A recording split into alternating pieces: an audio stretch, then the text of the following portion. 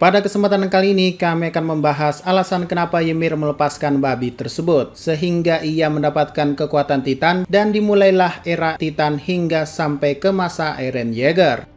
Sebelum masuk ke pembahasan, bantu kami dengan klik subscribe dan like-nya ya.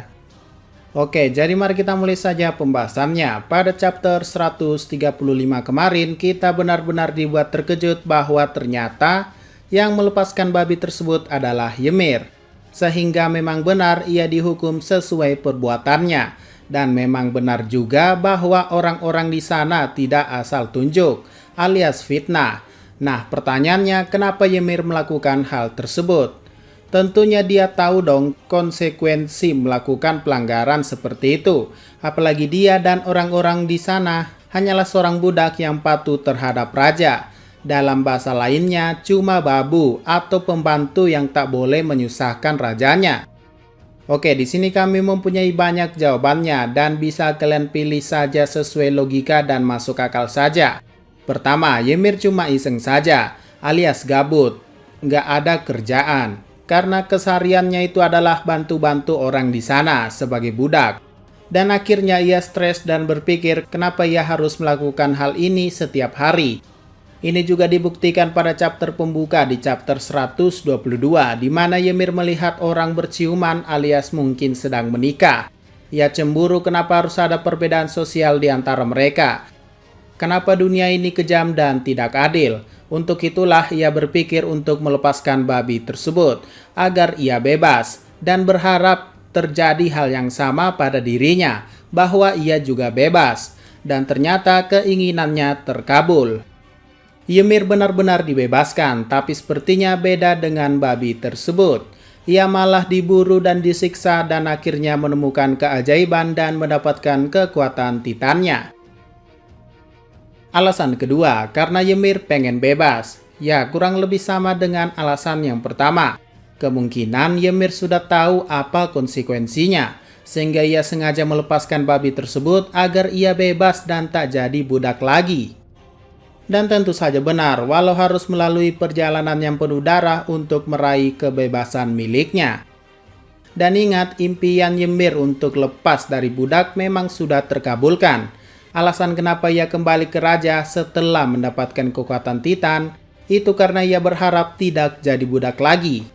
Dan kenyataannya memang benar, Ymir tidak jadi budak yang disuruh-suruh lagi, tapi jadi selir raja atau istri raja, sehingga dapat posisi di atas para teman-teman yang dulu menunjuk dirinya.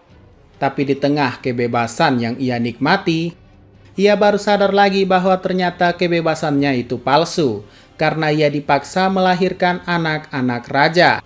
Ia dijadikan senjata untuk melawan Marley dan membuatnya stres lagi. Dan muncullah kesempatan untuk bebas sekali lagi. Dan kesempatan itu adalah saat Marley melemparkan tombak tersebut kepada raja. Ymir berpikir ia akan mengelabui sang raja biar ia mati saja, agar ia bebas dari perintah raja yang semena-mena. Ia sadar ia tak diperlakukan sebagai istri yang baik, melainkan hanya senjata perang saja. Tapi di sini rajanya pintar, ia sadar bahwa Ymir nggak akan mati semudah itu. Tapi Ymir lebih pintar lagi, ia memaksa dirinya mati dan masuk ke dalam dunia jalur atau yang kita kenal sebagai sebutan Path. Di sini akhirnya Ymir bebas untuk yang kedua kalinya. Tapi ternyata raja tak akan melepaskan Ymir semudah itu. Ia menyuruh ketiga anaknya memakan tubuhnya agar ia tetap bisa mengendalikan kekuatan Ymir. Dan terjadilah. Ymir sekali lagi tidak bebas dan diperbudak oleh keinginan rajanya. Dan mirisnya ia diperalat oleh anak-anaknya sendiri. Kenapa anak-anaknya melakukan hal tersebut? Karena anak-anak Ymir sudah tercuci otaknya alias masih polos akan dunia ini. Sehingga dengan mudah menjalankan wasiat ayahnya untuk menguasai dunia dan memperbudak Ymir di dunia Path.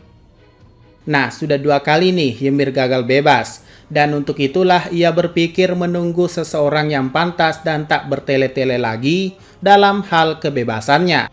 Dan ia yakin orang itu adalah orang yang tepat yang akan memberikannya kebebasan seumur hidupnya tanpa diperbudak lagi. Dan dialah Eren. Ya, setelah Eren membebaskannya, Ymir sudah resmi bebas 3 kali. Dan biasanya pada hitungan ketiga adalah yang terakhir. Dan saat ini terserah Ymir mau melakukan apa. Mulai dari menangkap Armin, memunculkan Titan pendahulu untuk melawan aliansi, ya terserah Ymir, kan sudah bebas. Jenius kan Ymir? Kami sudah membahas juga di video sebelumnya bahwa memang ini semua rencana Ymir. Kalau kalian masih belum menerima alasan pertama dan kedua, mari kita lanjut untuk alasan ketiga. Ymir melepaskan babi tersebut karena haram. Ya, ini sebenarnya tak perlu dibahas dan hanya sebuah joke jika Ymir menganut agama tertentu. Tapi yang namanya haram, bukan begitu juga caranya menyusahkan orang lain. Niat baik yang berakhir tragis. Harusnya kalau alasan ketiga ini benar, Ymir harus menggantikan babi tersebut mungkin seperti sapi atau kambing. Tapi kenyataannya Ymir tidak menggantikan apapun. Lanjut untuk alasan keempat, adalah karena Eren menghasut Ymir untuk melepaskan babi tersebut. Sama seperti kejadian di mana Eren menghasut Grisha untuk membantai keluarga kerajaan Reiss. Eren menyuruh Ymir karena ia tahu bahwa inilah awal mula Ymir bisa bebas di masa depan. Tapi kalau kami pribadi sih tidak masuk akal karena rentang waktunya 2000 tahun yang lalu. Jadi kemungkinan alasan keempat ini tidak masuk akal. Kami yakin ini adalah keinginan Ymir sendiri. Oke, mungkin itu saja 4 alasan kenapa Ymir melepaskan babi tersebut. Jadi mana yang masuk akal menurut kalian? 1, 2, 3, atau 4? Tuliskan jawabanmu di kolom komentar ya. Sekian dari pembahasan kali ini, jangan lupa like, share, dan komentarnya ya.